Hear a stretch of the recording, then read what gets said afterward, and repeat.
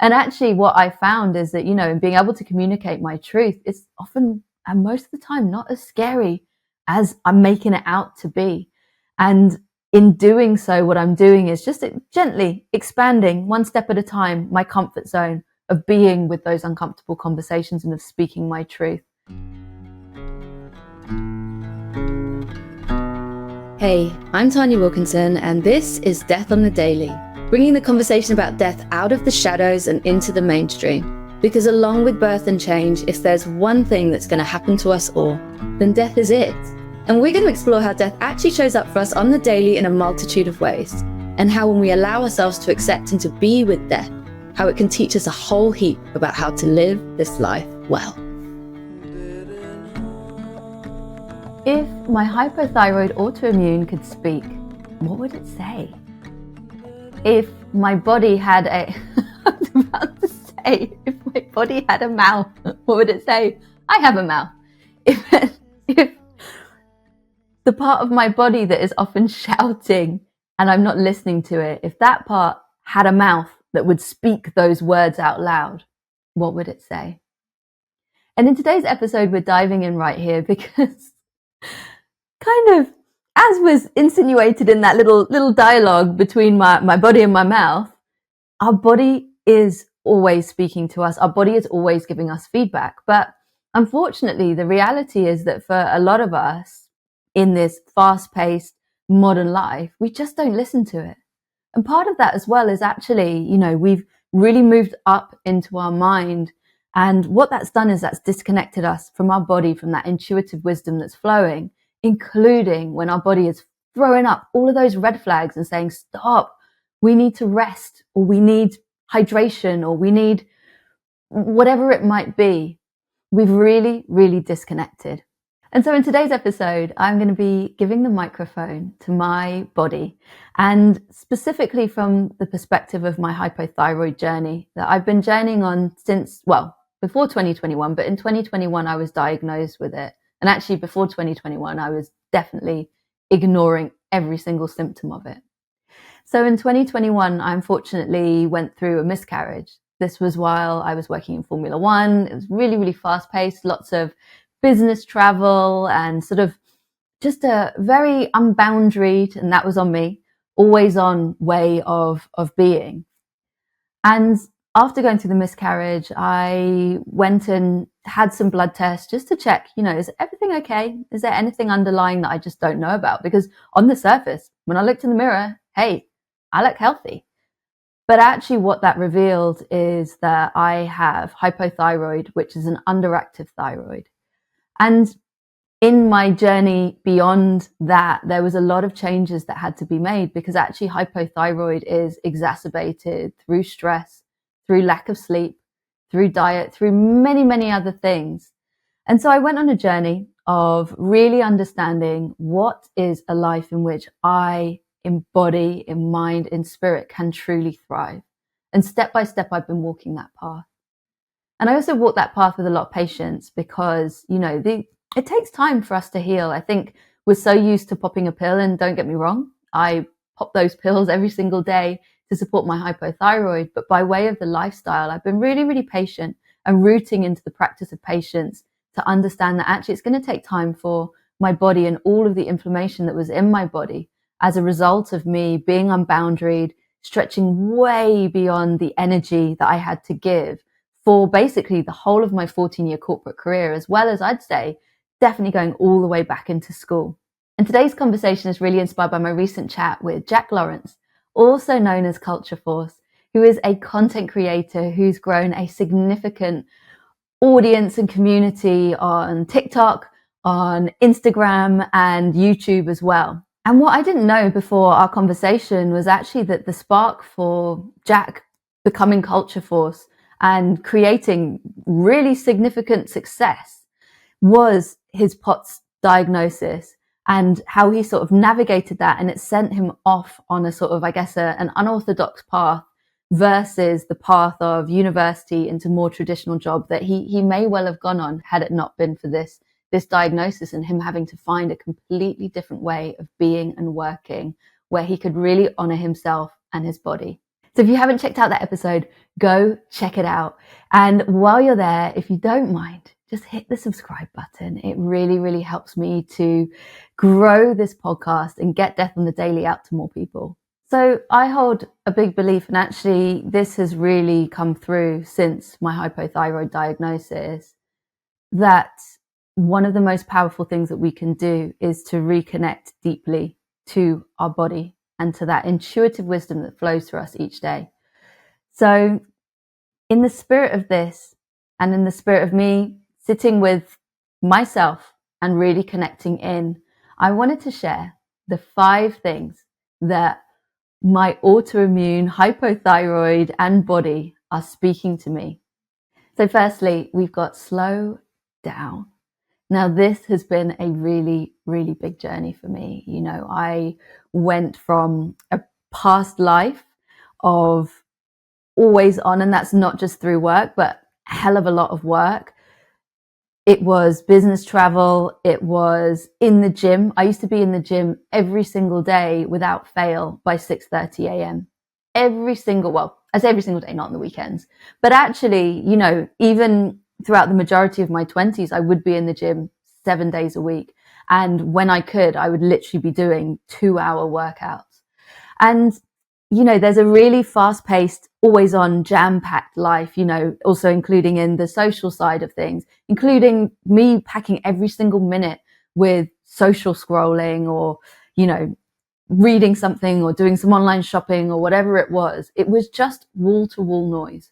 I didn't give myself time to just be, to go at a snail's pace, to be more sloth. And be more sloth is actually a phrase I've been really connecting into. It really makes me laugh. I was in a workshop a while back. I can't remember what workshop it was. And that just came up in the discussion in the circle. And I've kept that since, that need, that I need those times to be more sloth. But also in general, you know, I've realized that actually when we look out to nature and nature's seasons, there's 4 seasons and each of them have a different pace of life. In spring, the energy starts rising. We start to go a bit faster. We come out of hibernation. In summer, that's the point where it's, you know, sort of much more action packed, you know, where we're filling our days. In autumn, the energy starts to go down, starts to slow down, preparing for that hibernation and deep rest that comes in winter. And just as nature has 4 seasons, so too do we, and so too should we.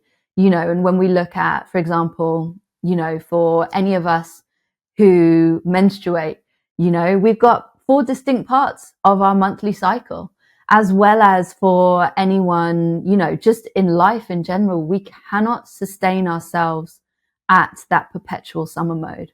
So actually giving myself permission to slow down and to really understand, okay, you know, outside of obviously the work that I need to do, how can I make sure that I'm rooting into that slower pace of life, including now for me, Saturdays are days where it's permission to just do nothing. And that's okay. As well as permission to say no and set those boundaries about, you know, not having to go out to see friends or not having to go to this event or not having to stay out, because actually I just really do like my life in the slow lane. And I know when I connect into my body and I listen to the signals that my body's giving me, because that's what the key is. It's really looking for those signs. What's your body saying to you? Do you feel like your energy is low? Do you feel like if there was a little battery inside of you, it would be completely depleted? Or do you feel energized? Do you feel like you're carrying tension? Do you need to support yourself in that way? So it's really about listening to yourself and then acting on it with that permission to just do nothing. And second up is building on the last point of really, truly, deeply and completely listening to our bodies.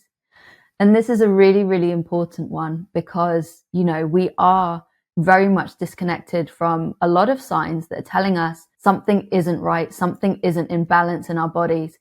And, you know, if I think about all of the years where I was working in corporate, where I could feel absolute anxiety in my chest, where I could feel the exhaustion, where I could feel my eyes were so tired. Sometimes where I'd be sitting in meetings and I'd involuntarily twitch because I'm so tired that my body's almost just like dropping me off to sleep.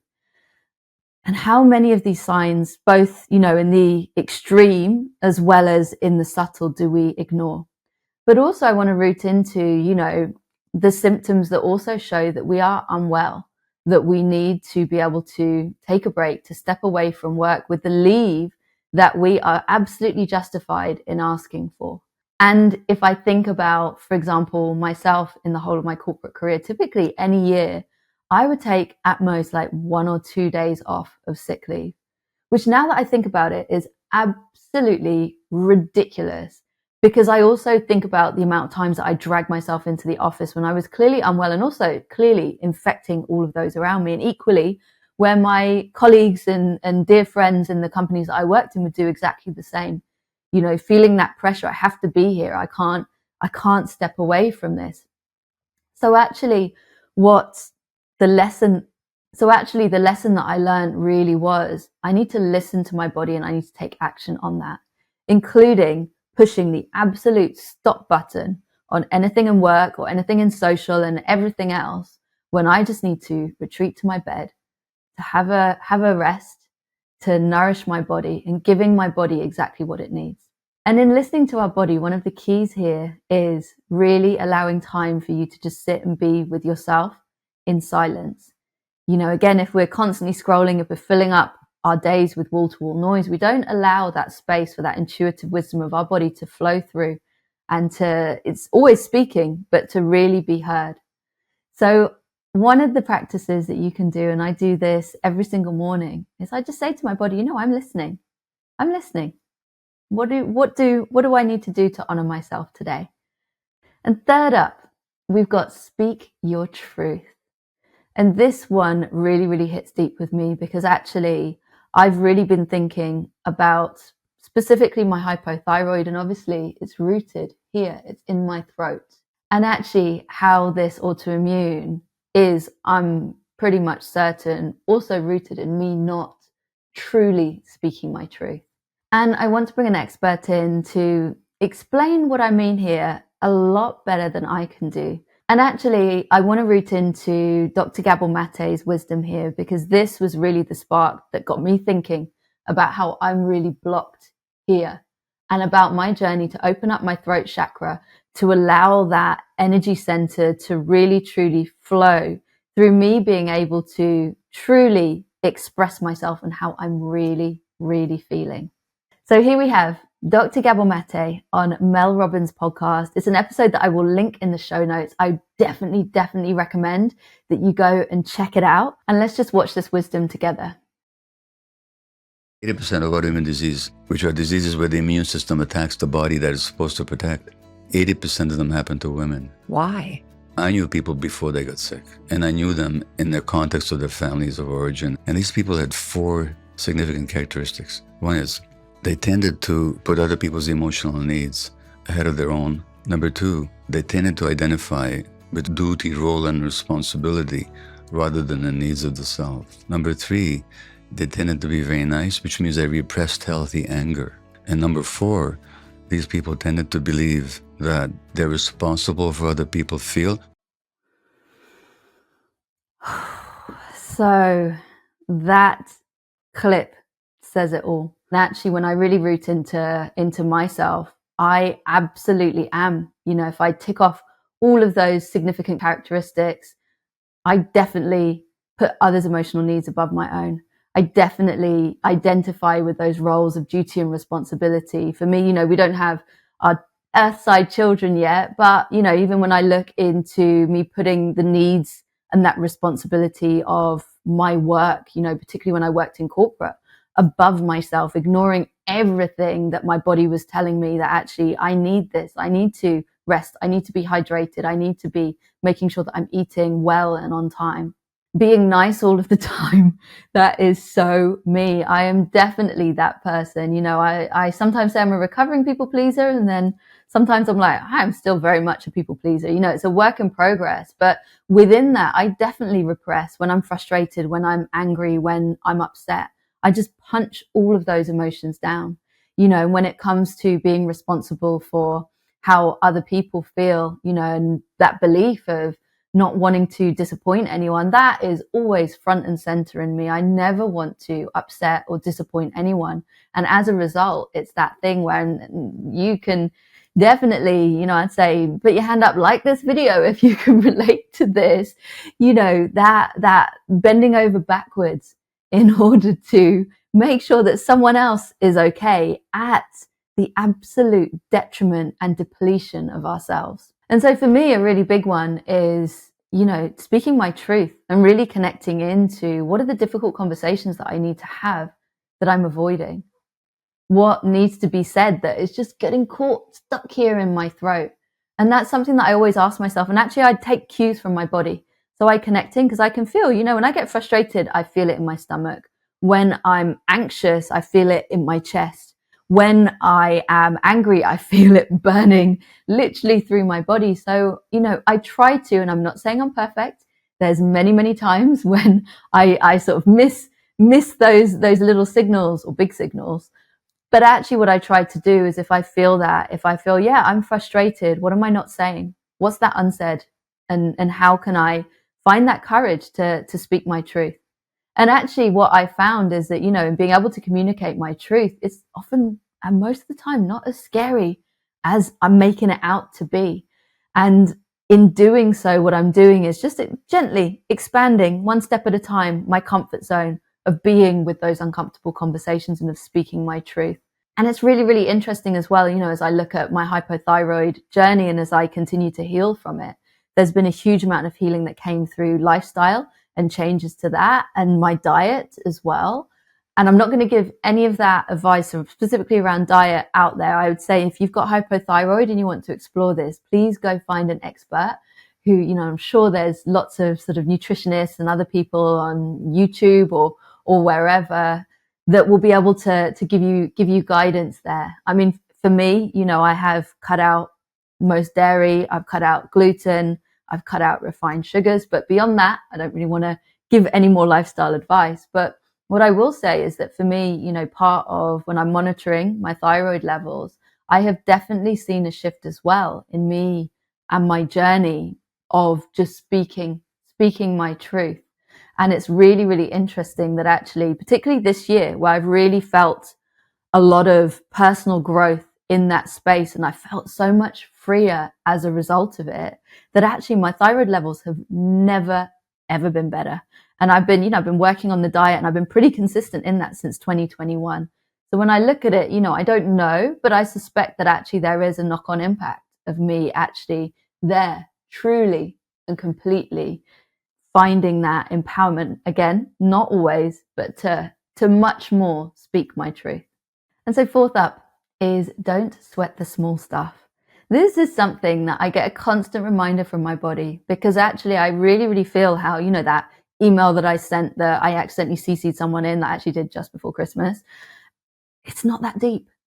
And it's definitely not worth the stress load that we put through our body. Because actually, for me in that instance, when I hit send on that email, I felt wretched. I mean, it was the most basic thing. It was accidentally CCing someone in when it was about something that was actually really good, but it was something that they were going to be told about it slightly later.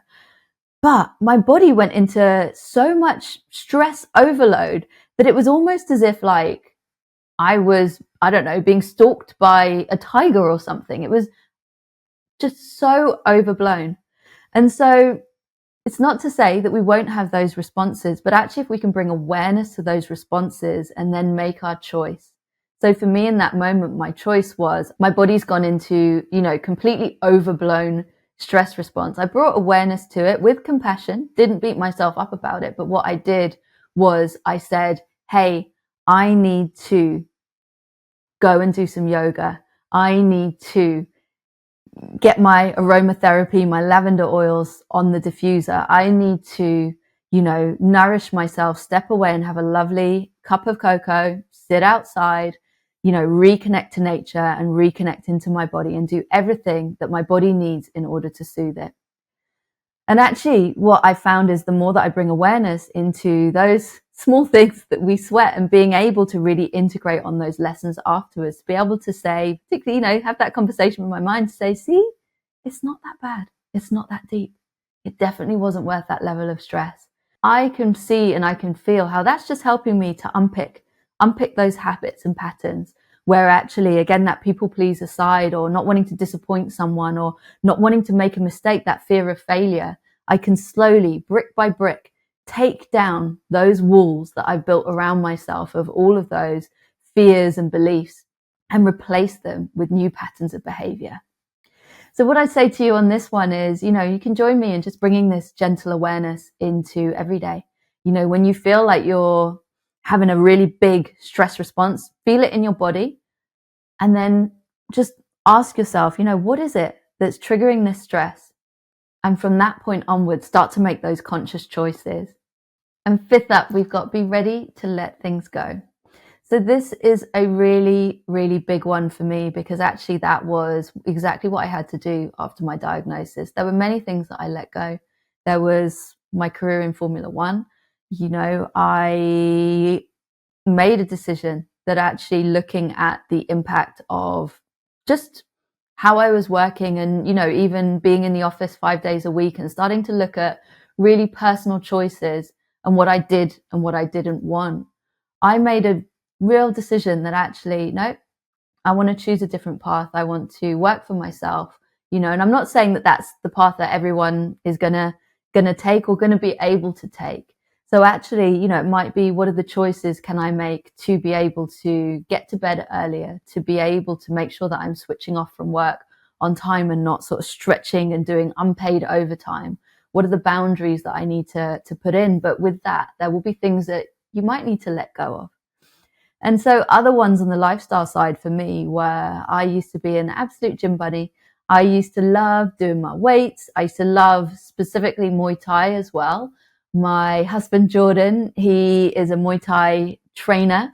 And so we used to train in the gym all of the time. And then on our holidays, we used to take 3 holidays a year where we go to Thailand for 2 weeks. And on those holidays, I loved it. And I always came back feeling energized. But were they restful? Not really. It was, in any day, I would typically have between sort of 2 to 4 hours of Muay Thai training, 7 days a week on these holidays. But do I have regrets of doing that? Absolutely not. I didn't know at that point. I wasn't listening to my body. I didn't know, and I still don't know if that was triggering anything in my hypothyroid. But I also know that we have very different seasons in life. And what I realized is that actually, as I got that diagnosis, there was a death within me. There was a death in various parts of my identity, of which one of them was me as T, who does Muay Thai, and all that went along with it. And the other things that I let go, as I've mentioned before, was on the diet side. There was so much that I loved that I don't eat anymore, and I've had to come to terms with that. I've had to find ways of getting my little joy. So one of them is when, this can sound ridiculous, but when my husband has like a really nice cake or croissant or something that I can't eat now, I'll just be like, can I have a smell? Can I smell that? So I'll take whatever the cake and just inhale and be able to enjoy it in a different way through my senses. You might be watching this thinking, oh my goodness, that is just like sucking all of the joy out of the life if you can't taste it. And that's not to say I don't eat delicious things. I absolutely do. And I found all of the stuff that does work for my diet. But, there was a lot of letting goes, across my diet, across my lifestyle, obviously in my career. But also with that comes those new beginnings and comes a life where actually, in mind, in alignment to my values, but also in body, I feel much, much more aligned. And it's just that constant journey of really understanding actually what does honor and serve me and what doesn't. So what I'd say on this one is, just keep asking yourself, what do I need to let go of in this season of life? What is perhaps an echo of the past, something from a past season that you haven't realized that actually it's time to let it go? Or perhaps, maybe looking at those different habits that you have where you're doing them, but you're going through the motions and they don't bring you joy, and actually you feel that they really deplete you. So for example, another one for me was spin classes. My husband actually used to teach them. And I remember realizing one day, it was actually before my hypothyroid diagnosis, but I realized that this isn't doing it anymore for me. And actually it's just creating a lot more stress in my body. And I don't feel as kind of light and as high as I felt when I used to step off of the spin bike. So I knew it's time to let that go. And that is okay. These are all of these mini let goes, these mini deaths that happen to us, on the daily. So those are the 5 things that my body and my hypothyroid autoimmune are speaking, and oftentimes have probably been shouting to me when I haven't been listening. And I end every single episode with a note to self. And in today's note to self, it's really about communicating with our bodies. And so this is a little note to self that you could take forwards, that you could bring into any day, including a little journal prompt at the end to help you to cultivate that beautiful connection with you and with your body specifically. Dear body, through the mirror of my autoimmune, I've learned to listen to you deeply and to follow your guidance. I won't always get it right, and I'm really sorry for that. But my commitment is to you, to be perfectly imperfect as I continue to learn and to honor what you need on any given day. And for the Death in the Daily journal practice, what you can do is just put your hand to your heart, put your hand to your belly, or anywhere else that feels right. Close your eyes, take some deep breaths, and just ask yourself, dear body, I'm listening. What do I need to prioritize for me and my well-being today? And after you do that, grab your journal, write it down. That is your intention for the day. Go forwards and make sure that you prioritize it, even if it's in a very busy day, for little micro moments, maybe 5-10 minutes at a time. All of that does add up, and all of it makes such a difference. And wherever you are in your journey, I'm grateful to you for being here with me in this Death in the Daily journey. And I'm sending you so, so much love. All of my gratitude to you for joining me for another Dead Conversation. Death in the Daily is edited by David Strutt. The music is Set Free by Katie Gray. And I am Tanya Wilkinson. And if you enjoyed this episode, I would be over the moon if you can rate, review, and subscribe. It really, really helps me to get the word out there. And if you want to say hi or to hear more about my work as a coach and death doula, including how I support my clients to navigate their death on the daily, then all of the ways that you can connect with me are in the show notes. I'll be back soon with some more Dead Conversations. And in the meantime, take good care of yourself and others.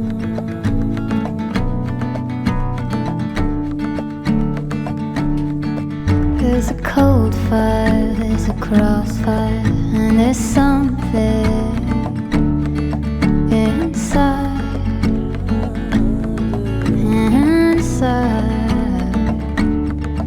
and we'll never make